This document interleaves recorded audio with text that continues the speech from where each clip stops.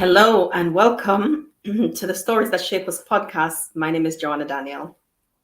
Thank you for joining us on this season episode of Stories That Shape Us. We've been looking at boundaries for the last 2 weeks, and we're going to continue looking at boundaries, talking about boundaries. This week, we're talking about boundaries and parents. How do we set boundaries with our parents? And I touched on culture. If you listen to not yesterday but the day before podcast, I go really a little bit into culture and some of the reasons why we might struggle excuse me, to set boundaries with our parents, depending on the culture that we're from, and some of the language in our culture. Sometimes there's a struggle to set boundaries as well with our parents when religious language the narrative within your church community might suggest that that's not an okay thing to do. And because we know that most of you are Christians, and if you're not, then just to understand that sometimes when we are in some communities, not all, in some communities, it's really challenging to set boundaries because there's spiritual abuse, really, and sometimes parents do it too. I wrote a post some time ago just cautioning parents not to use the Bible don't use the Bible to discipline your children. And when you grow up in that environment where the Bible is used to discipline, then there's a struggle to know what are your values, what are your rights, what are your responsibilities, if you're allowed an opinion, and all of that. So go back 2 days. Today is Wednesday, so Monday's podcast. So that would be day 139, and you'll be able to listen to that a little bit more.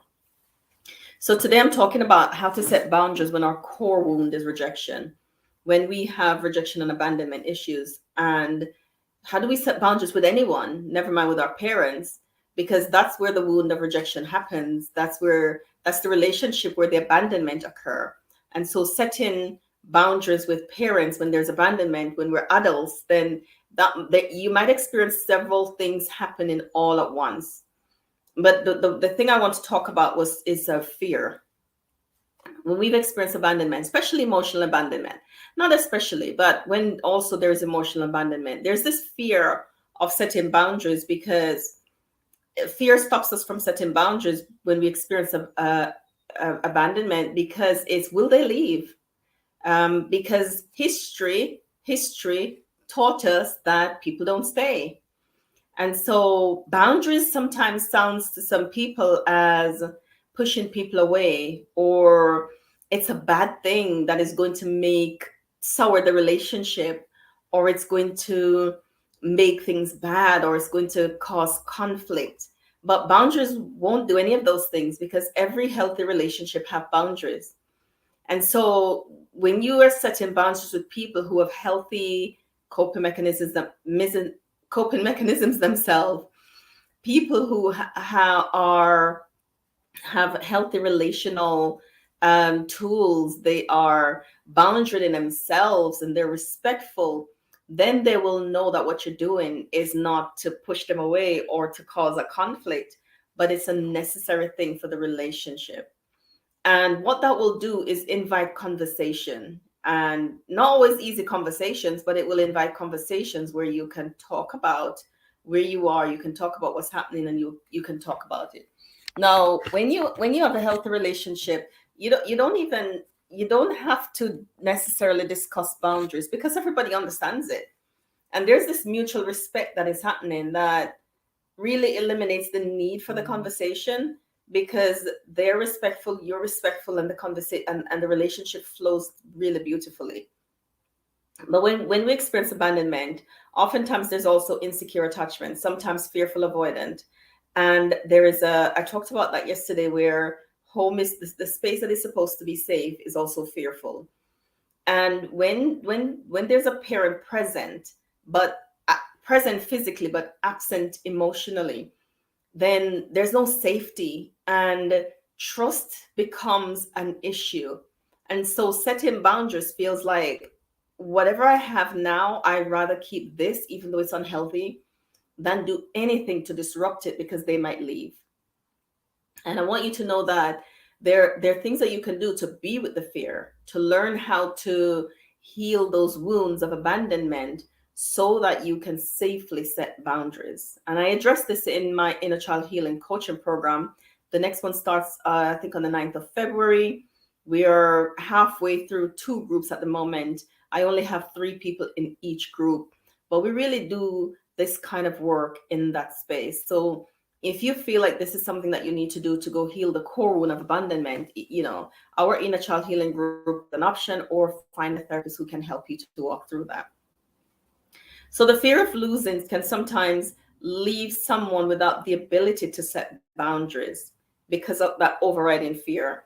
And you might give people access to your personal space who aren't safe. So if we think in terms of physical boundaries, where we don't want certain people at our house, we don't want people to stand too close, people to come too close, to touch our things, to take our things, all of those kind of physical boundaries, because of the fear of being abandoned, you might become a person who pleases or tries to please everyone. By the way, that's not possible, because we can't please everyone. We can't even please anyone, because people choose how they feel and people choose their emotions, right? So, but you might fall into the trap of feeling that you can please everyone. And that's such a dangerous line, because what will happen is you're going to disappoint someone. But sometimes the person who experiences abandonment, and you might recognize this, is you tend to be the person, you default with you. So you are the person who gets hurt. You're the person who usually you ignore your needs, you ignore how you feel, and you put other people's needs ahead of yours, other people's feelings ahead of yours, other people's views ahead of yours. And so you tend to put yours on the back burner, in the background, trying to ignore it and put everybody else's needs ahead of yours, which is not sustainable. You can't sustainably ignore your needs, because our needs are our needs, and we need what we need. The soul needs what it needs to thrive. And so you can't put people's needs ahead of yours. You're going to be unhappy. And what we're finding is that there might be some other issues that is connected to that deep unhappiness, because you're turning things inward. And that's where depression sometimes rears its head, or anxiety, or other kind of mental health problems, sometimes physical health problems, because you're holding so much in, and it has to express itself in some way, right? So you can't sustainably, the plan to ignore your needs is not a sustainable long-term plan.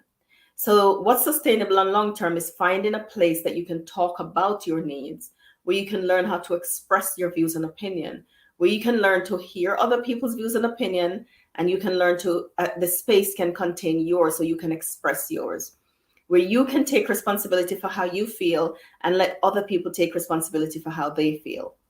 Because that's another thing, when we think about emotional boundaries in with people who experience rejection and abandonment, where you often, as I say, sacrifice your feelings for someone else, letting theirs be more important and take precedence, and putting yours in the background. Seeing it's important that everybody take responsibility for how they feel, and you can't, as I say, sustainably ignore yours for long term. So another thing that is lacking in relationships where there's abandonment is emotional safety. And when relationship that lacks emotional safety, often this happens when the safe space is a space of harm. And so emotional safety requires openness and honesty, a space where you can be vulnerable, a space where you can be yourself. And when there is no safety, when security isn't in that space, then you can't. And so people will struggle then to set boundaries. So if openness and honesty is a requirement for emotional safety, but the core wound is rejection and abandonment, and trust is an issue in spaces like this, then setting boundaries is going to be fraught with a lot of challenges for you. And so this might not be something that you can do on your own. You might need some help to set boundaries, to learn, to begin to see the parental relationship for what it is, to begin to see your parents for who they are and what they're capable of giving, their level of emotional maturity, their level of emotional intelligence, And it's really important to be honest with what you see. We can't call it by any other name. Otherwise, it's going to be to your own detriment to call it by any other name, because what happens then is relationships are toxic, harmful spaces where, though you fear being abandoned and so you don't set boundaries because you think people will leave, but the emotional abandonment is happening over and over. It's repeating itself, because when that's happening, there's no investment in you and your needs. There's no investment in learning how to understand who you are and respecting that. There is no investment in learning how to have open, honest dialogue so that trust can be built. There's no investment in that. And so when that's missing, the relationship is unsafe, and chances are lots of hurt will happen in that space. So here's what you can do. Learn how to acknowledge your needs for yourself, and you meet those needs. Know that your boundaries are important. And if you try to set boundaries with your parents, it's not an unhealthy thing. It's a safe thing, because the relationship becomes safer when they are able to learn and understand themselves and learn how to respect your boundaries. So figure out what your boundaries are and lean hard into learning how to do it. Practice it everywhere with everyone. Practice it with your children. Practice it with your partner if you have one. Practice it at work. Practice it in your community, in your church. Do it everywhere with everyone, so that when it comes to the parental relationship, if there are any fears around that, you'll be able to do it easier. Thank you for joining me in this episode of Stories That Shape Us. I hope you'll join me on the next story.